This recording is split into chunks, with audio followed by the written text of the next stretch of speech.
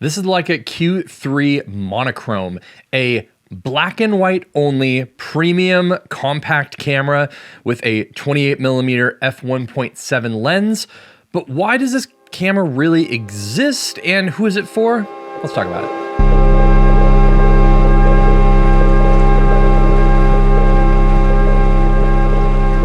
So a big thanks to Leica for allowing me to check this out. I've only had it for a few days, but if you want to check out my review on the Q2 monochrome, you can do that up there. I also have done videos on the Q3 in general, and so I have a lot of background in these cameras. And I definitely wanted to check out the Q3 monochrome and see what improvements it's done over the Q2, as there were definitely some things with that camera that were great and I really loved, and some things that I thought were a little bit lacking. So it'll be interesting to see kind of where this camera in particular lands within that landscape.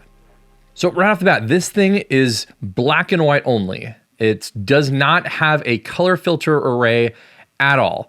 The way that color sensors work, they have multiple single-celled pixels that are basically reading certain colors, and that is completely stripped away. You don't have that on this sensor at all. And the thing about that is just think about it's one layer less stuff to get in the way of what this actual sensor is reading, which is whatever light is being either put directly into or bounced off of or whatever the scene is.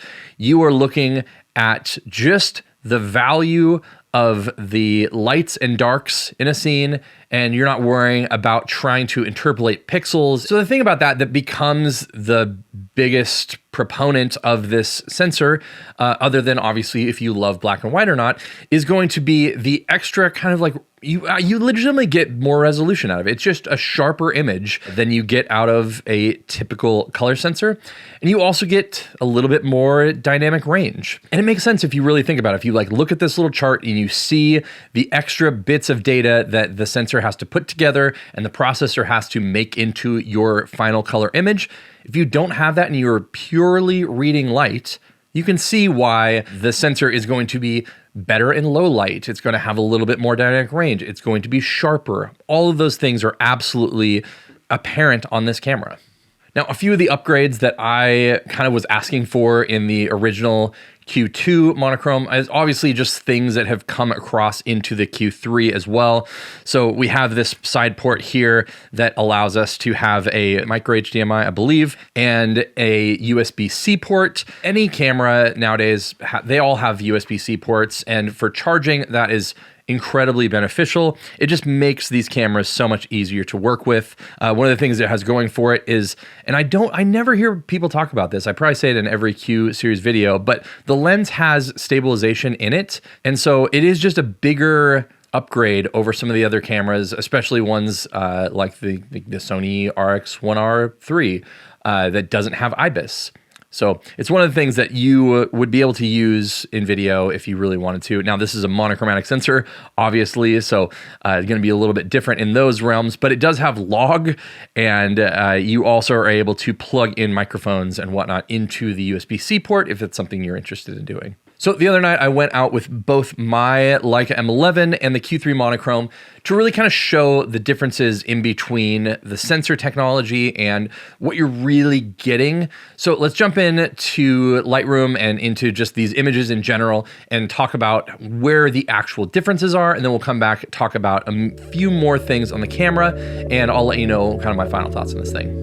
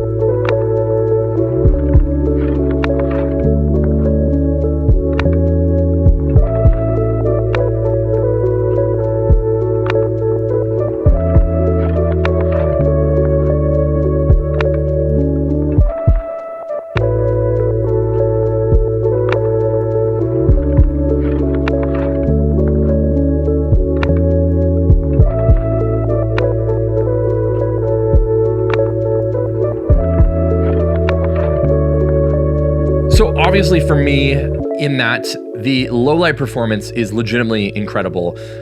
You can shoot really, really high ISO images, and in comparing them and kind of thinking back to actual film negatives that I have, it really reminds me of some of the like pushed Tri-X 400 or other stocks. Like, it just is so clean, even at the highest of ISOs, and with all of Adobe's new, like denoise features and stuff like that. Even at like the highest ISOs, you can clean it up really, really well. So it's pretty incredible where this camera can see basically in the dark. And you pair that with the fact that this is a 28 1.7 lens, and it has image stabilization in the lens, so you can really handhold this significantly more than obviously a Leica M11 that doesn't have any sort of stabilization. It's one of the things that even if you were taking the same frame in the same spot handheld, you could also drop your ISO significantly more on the Q3 monochrome than you could do on the M11. Just get way cleaner images if that's something you're interested in.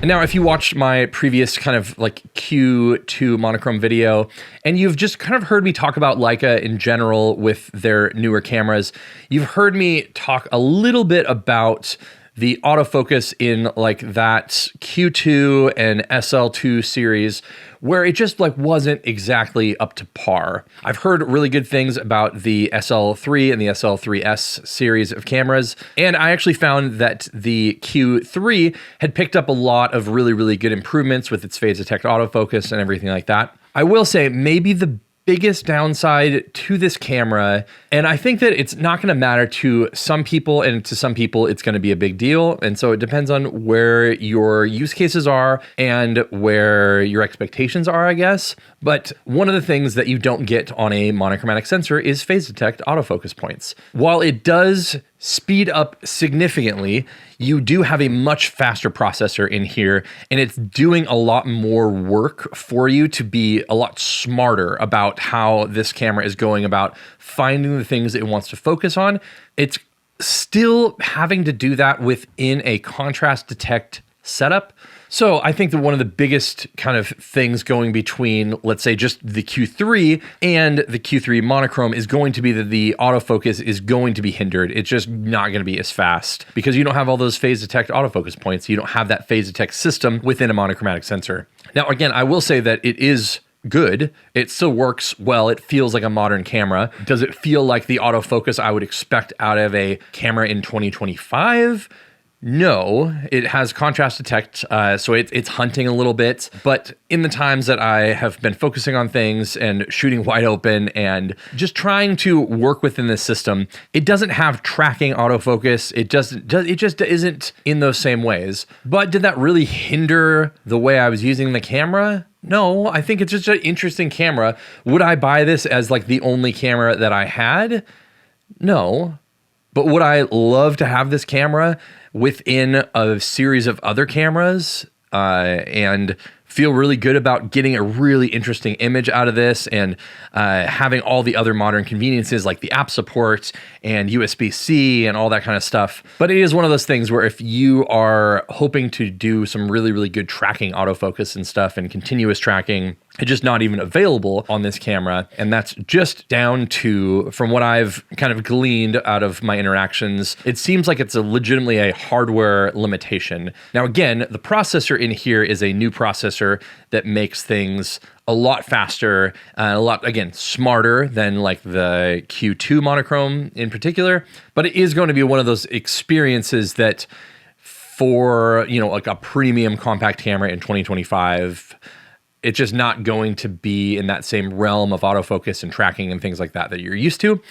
But if that's not something that you need out of a camera like this, then it's going to be really fun and it's not really going to be a big deal. I did find myself using this camera on manual focus more, probably because of this as well.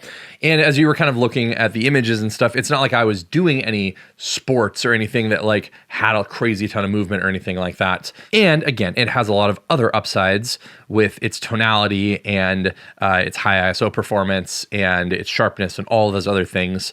So again, just a trade-off, and one that I feel like it's pretty important to get across in case you are someone that has a Q3 and then you're like, oh my gosh, I should just get the monochrome version, and you're expecting the same performance in autofocus. Obviously, you're not. So overall, this is a really, really cool camera.